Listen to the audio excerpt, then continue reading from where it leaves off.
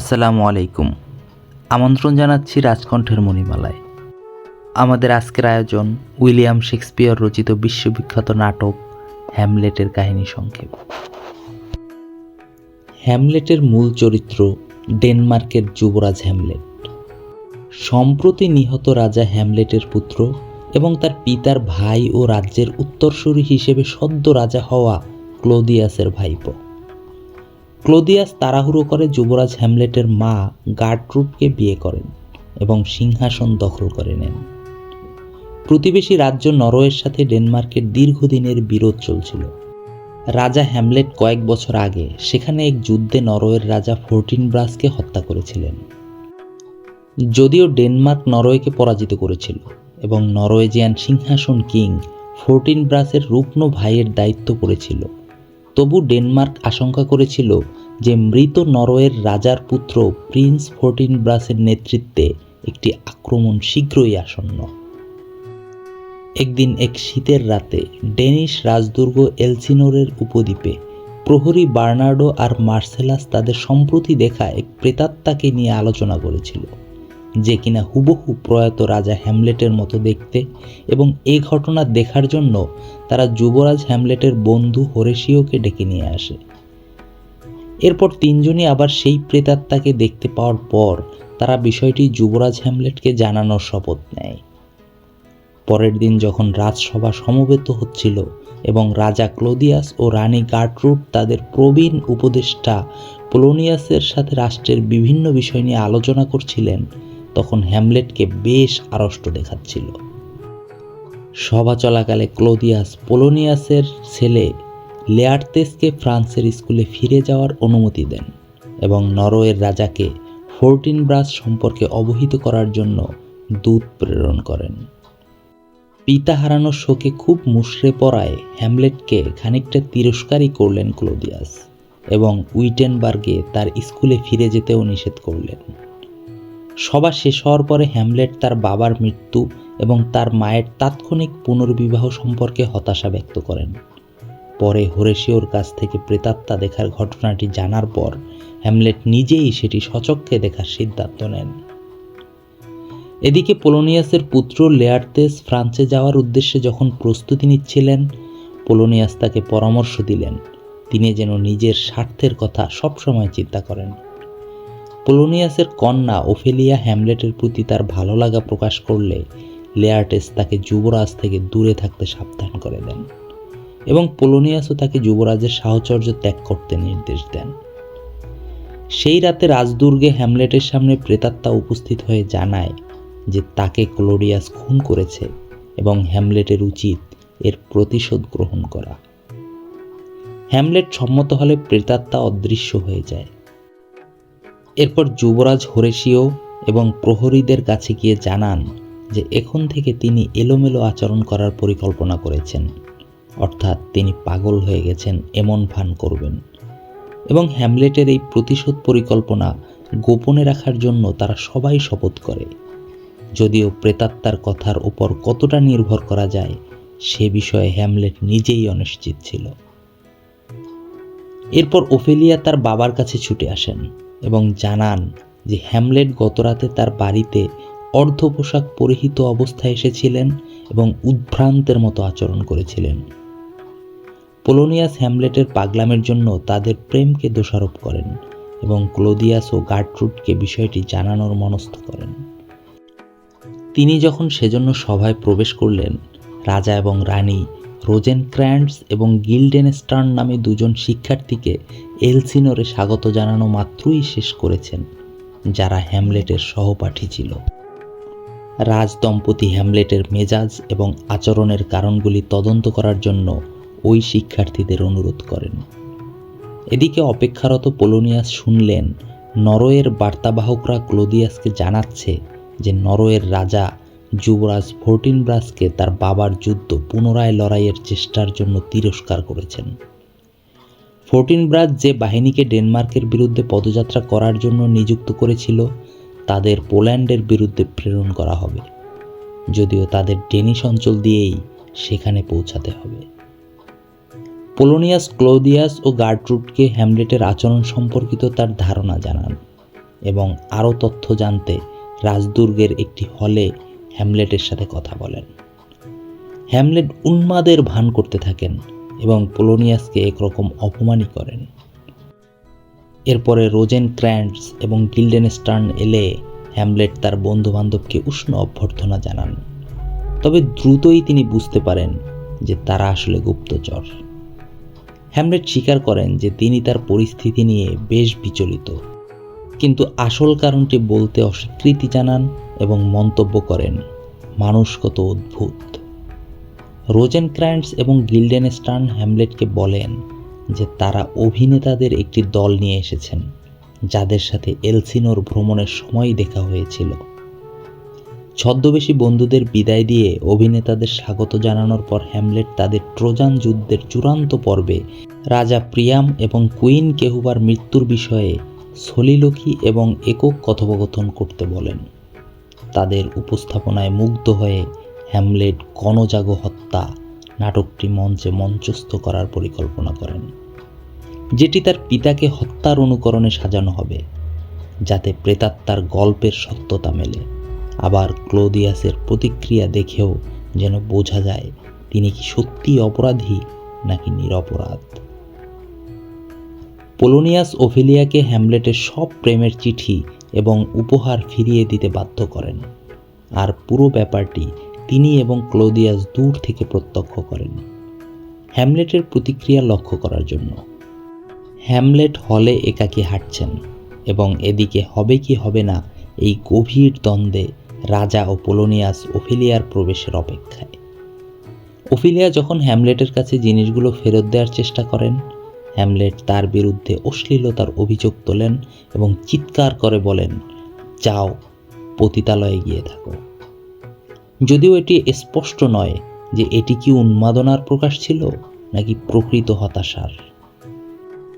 এদিকে তার প্রতিক্রিয়ার মধ্য দিয়ে ক্লোদিয়াস নিশ্চিত হন যে হ্যামলেট প্রেমের জন্য পাগল নন। এর কিছু পরেই হ্যামলেট নির্দেশিত নাটকটি দেখার জন্য সবাই রাজসভায় সমবেত হল। সেখানে রাজা চরিত্রের অভিনেতার কানে তারই প্রতিদ্বন্দ্বী কর্তৃক বিষ ঢালতে দেখে ক্লোদিয়াস হঠাৎ উঠে পড়ে ঘর থেকে দৌড়ে বের হয়ে যান, আর হ্যামলেটের জন্য এটিই ছিল তার চাচার অপরাধের প্রমাণ। এই আয়োজনের ব্যাখ্যা দেওয়ার জন্য গার্ট্রুড হ্যামলেটকে তার চেম্বারে ডেকে পাঠান। এদিকে ক্লোদিয়াস নিজেই নিজের সাথে কথা বলছেন, যেহেতু এখনও তার অধিকারে অজস্র সম্পত্তি, তার ভাইয়ের মুকুট এবং স্ত্রী তার অধিকারে রয়েছে, সেখানে তার তো অনুতপ্ত হওয়ার কোনো সুযোগই নেই। তিনি হাঁটু গেড়ে বসলেন। হ্যামলেট তার মায়ের সাথে দেখা করতে যাওয়ার পথে ক্লোদিয়াসের পেছনে অলক্ষ্যে এসে দাঁড়ালেন, কিন্তু তাকে হত্যা করলেন না, কারণ প্রার্থনারত ক্লোদিয়াসকে হত্যা করলে খুব সহজেই তিনি স্বর্গে চলে যাবেন, অথচ তার বাবার প্রেতাত্মা এখনও যন্ত্রণাতেই আটকে আছে। রানীর শোবার ঘরে হ্যামলেট এবং গার্ট্রুডের তীব্র লড়াই হলো। এদিকে পর্দার আড়াল থেকে কান পেতে থাকা পোলোনিয়াস হঠাৎ সাহায্যের জন্য চিৎকার করে ওঠেন এবং গার্ট্রুডকে নিচের আত্মরক্ষা করতে বলেন, কারণ তার মনে হচ্ছিল হ্যামলেট গার্ট্রুডকে হত্যা করতে যাচ্ছেন। হ্যামলেট ক্লোদিয়াস মনে করে এলোপাথারি ছুরিকাঘাত করলেন, কিন্তু পর্দা সরানোর পর দেখলেন ভুলবশত তিনি পোলোনিয়াসকে হত্যা করে ফেলেছেন। ক্রোধে হ্যামলেট তার মাকে নির্মমভাবে ক্লোদিয়াসের কুচক্র সম্পর্কে অজ্ঞতার জন্য অপমান করে বসেন, কিন্তু এ সময় প্রেতাত্মা প্রবেশ করে নিষ্ক্রিয়তা ও কঠোর শব্দ প্রয়োগের জন্য হ্যামলেটকে তিরস্কার করেন। প্রেতাত্মাকে দেখতে বা শুনতে না পাওয়ায় গার্ট্রুড হ্যামলেটের অদৃশ্যের সাথে কথোপকথনকে তার উন্মাদনারই আরেকটি প্রমাণ হিসেবে গ্রহণ করেন, আর রানীকে ক্লোদিয়াসের সাথে না ঘুমানোর জন্য অনুরোধ করে হ্যামলেট পোলোনিয়াসের মৃতদেহ টানতে টানতে প্রস্থান করেন। হ্যামলেট কোথায় পোলোনিয়াসের দেহটি লুকিয়ে রেখেছেন তা নিয়ে ক্লোদিয়াসের সাথে কৌতুক করেন এবং এতে রাজা তার জীবনের আশঙ্কায় রোজক্র্যান্টস এবং গিল্ডেনস্টারকে ইংল্যান্ডে হ্যামলেটকে সঙ্গ দিতে পাঠান, আর সাথে ইংরেজ রাজার জন্য একটি সিলযুক্ত চিঠি দিয়ে দেন যাতে হ্যামলেটকে দ্রুত মৃত্যুদণ্ড দেওয়ার অনুরোধ করা হয়। পোলোনিয়াসের মৃত্যুতে শোকে বিহ্বল ওফেলিয়া এলসিনোরে এলোমেলো ঘুরে বেড়াচ্ছেন। বাবার মৃত্যু এবং বোনের পাগল হওয়ার খবরে ক্ষুব্ধ হয়ে লেয়ারতেস ফ্রান্স থেকে ফিরে এলেন। ক্লোদিয়াস লেয়ার্টসকে নিশ্চিত করলেন যে হ্যামলেট এ সব কিছুর জন্য সম্পূর্ণ দায়ী। তবে ক্লোদিয়াসের পূর্ব পরিকল্পনাকে ব্যর্থ করে শীঘ্রই একটি চিঠি এলো যে হ্যামলেট ডেনমার্কে ফিরে এসেছেন। ক্লোদিয়াস তার কৌশল পরিবর্তন করলেন। দুজনের দ্বন্দ্ব মীমাংসার জন্য লেয়ারতেস এবং হ্যামলেটের মধ্যে একটি অসি লড়াইয়ের প্রস্তাব দেন। লেয়ারতেসকে একটি বিষযুক্ত তীক্ষ্ণ তলোয়ার দেয়া হবে এবং যদি এটি ব্যর্থ হয় তবে ক্লোদিয়াস হ্যামলেটকে অভিনন্দনের জন্য বিষযুক্ত ওয়াইন পান করতে দেবেন। এর মাঝে গার্ট্রুড এসে জানালেন যে ওফেলিয়া ডুবে গেছে। যদিও এটি আত্মহত্যা ছিল নাকি তার মানসিক বিকারের কারণে দুর্ঘটনা ঘটেছে তা স্পষ্ট নয়।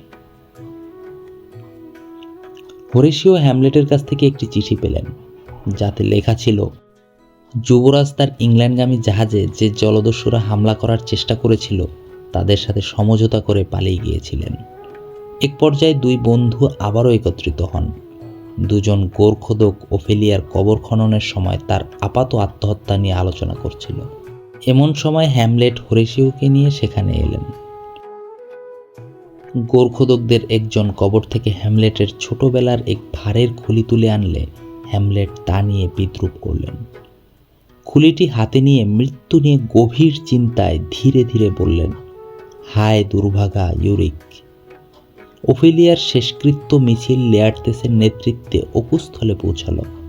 হ্যামলেট এবং হোরেশিও প্রথম দিকে লুকিয়েছিলেন, কিন্তু যখন হ্যামলেট বুঝতে পারলেন যে ওফেলিয়াকে দাফন করতে আনা হয়েছে তখন তিনি আত্মপ্রকাশ করলেন এবং তার প্রতি নিজের ভালোবাসা প্রকাশ করলেন। লেয়ারতেস ও হ্যামলেট ওফেলিয়ার কবরের পাশেই লড়াই শুরু করেন, কিন্তু লড়াই ভেঙে যায়। এলিসিনোরে ফিরে হ্যামলেট হোরেশিওকে বললেন যে তিনি রোজক্র্যান্টস এবং গিল্ডেনস্টার্নের জিনিসপত্রের সাথে ক্লোদিয়াসের চিঠিটি পেয়েছিলেন এবং সেটি বদলে একটি জাল অনুলিপি রেখে গিয়েছিলেন, যাতে তার পরিবর্তে তার প্রাক্তন বন্ধুদের হত্যা করার নির্দেশনা ছিল। তাদের কথোপকথনের মাঝে একজন দরবারি এসে হ্যামলেটকে মল্লযুদ্ধের বিষয়ে জানাতে আসে। হোরেশিওর আকুল অনুরোধ সত্ত্বেও হ্যামলেট চ্যালেঞ্জ গ্রহণ করেন। হ্যামলেট প্রথম দিকে ভালোই করছিল, কেউই কাউকে আঘাত করতে পারছিল না। গার্ট্রুড মুহূর্তকে উদযাপন করতে বিষাক্ত ওয়াইনের গ্লাস থেকে পান করতে শুরু করেন, যেটি ক্লোদিয়াস আগেই হ্যামলেটের জন্য আলাদা করে রেখেছিলেন। ক্লোদিয়াস তাকে থামানোর চেষ্টা করেছিলেন বটে, কিন্তু ততক্ষণে দেরি হয়ে গেছে। লেয়ারতেস বুঝতে পারলেন তাদের পরিকল্পনা ফাঁস হয়ে যাবে। লেয়ারতেস হ্যামলেটকে তার বিষযুক্ত তলোয়ার দিয়ে আচমকা আঘাত হানলেন। দুজনে ধস্তাধস্তি শুরু হলো, আর তাতে তলোয়ার বদলে যায় এবং হ্যামলেট নিজের বিষযুক্ত তলোয়ার দিয়ে লেয়ারতেসকে আঘাত করেন। গার্ট্রুড তাকে বিষ দেয়া হয়েছে বলতে বলতে লুটিয়ে পড়েন এবং মারা যান। আর লেয়ারতেস তার মৃত্যুর আগ মুহূর্তে হ্যামলেটের সাথে বিরোধ ভুলে গিয়ে ক্লোদিয়াসের পুরো পরিকল্পনা প্রকাশ করে দেন। হ্যামলেট ক্লোদিয়াসের দিকে ছুটে আসেন এবং তাকে হত্যা করেন। এদিকে অস্ত্রের আঘাতে হ্যামলেটের শরীরে বিষের কার্যকারিতা শুরুর পর হ্যামলেট শুনতে পেলেন ফোর্টিনব্রাস এই অঞ্চল দিয়ে যাত্রা করছেন আর নরওয়েজিয়ান যুবরাজকে তার উত্তরসূরি হিসেবে ঘোষণা করেছেন। এহেন অবস্থায় হোরেশিও হ্যামলেটকে ছাড়া কিভাবে বাঁচবে? হ্যামলেট যদি মরে যায় তাহলে হোরেশিওর কি হবে? এটা চিন্তা করে তিনি হতাশায় পড়ে যান। তারপর গার্ট্রুডের পান করা বিষযুক্ত ওয়াইনের বাকিটুকু নিজে পান করে প্রাণ ত্যাগ করতে চান। এটা শুনে হ্যামলেট তাকে বেঁচে থাকার জন্য বারবার অনুরোধ করতে থাকেন এবং তার নিজের অভিজ্ঞতা সম্পর্কে জানান। অবশেষে হোরেশিওর কোলে মাথা রেখে হ্যামলেট মারা যান এবং এক নিশ্চিদ্র নীরবতা নেমে আসে। ফোর্টিনব্রাস, যিনি স্পষ্টতই তার সেনাবাহিনী নিয়ে পোল্যান্ডের দিকে যাত্রা করেছিলেন, তিনি ইংরেজ রাষ্ট্রদূত সহ রোজক্র্যান্টস এবং গিল্ডেনস্টনের মৃত্যুর সংবাদ নিয়ে প্রসাদে এসে উপস্থিত হন। হোরেশিও যেহেতু এ যাবৎ ঘটা সম্পূর্ণ ঘটনা জানাতে দায়বদ্ধ ছিলেন, তিনি সবকিছু বিবৃত করেন ফোর্টিনব্রাসের কাছে। তিনি পুরো ডেনিশ রাজপরিবারকে মৃত দেখে নিজে সিংহাসন অধিকার করেন এবং হ্যামলেটের সম্মানে রাজকীয় অন্ত্যেষ্টিক্রিয়া আয়োজনের নির্দেশ দেন। আমাদের আজকের কাহিনী সংক্ষিপ্তটি এখানে শেষ হলো। কেমন লাগলো কমেন্টে জানাতে ভুলবেন না।